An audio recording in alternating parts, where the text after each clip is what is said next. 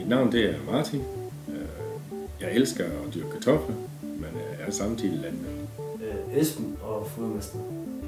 Jeg hedder Nikolaj, og jeg er elev her på. Det jeg synes der er fedt ved at være landmand, det er at man kan være med til at gøre, at køerne de har det godt og god trivsel, og så synes jeg at reproduktion er rigtig spændende. Og så går jeg rigtig meget op i at komme til dyreskue. Det er rigtig sjovt og forberedelse til dyreskue og få gjort dem klar og se hvordan det går.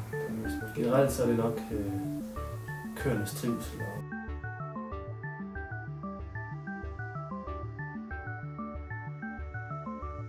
Jeg kan godt lide det med, at der er vekslen og arbejdsopgaver. Altså, en dag laver noget inventar, og en anden dag så står der banker noget træ sammen. Eller. Det er ikke altid det samme, så du kommer ligesom ind over at være mekaniker og smide og tømmer og alting.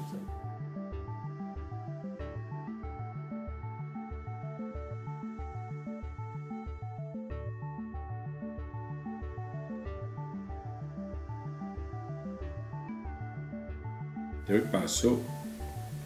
Der kommer også lige pludselig noget op. Og så skal man ligesom tage sig af det, der kommer op, der ligesom et lille barn.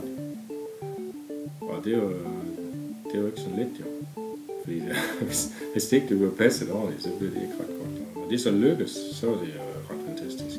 Og man kan også se det vokse hver dag.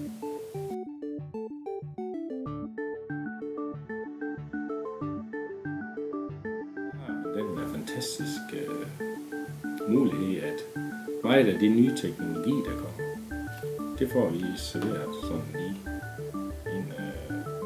i de maskiner, vi køber. Det er både GPS, og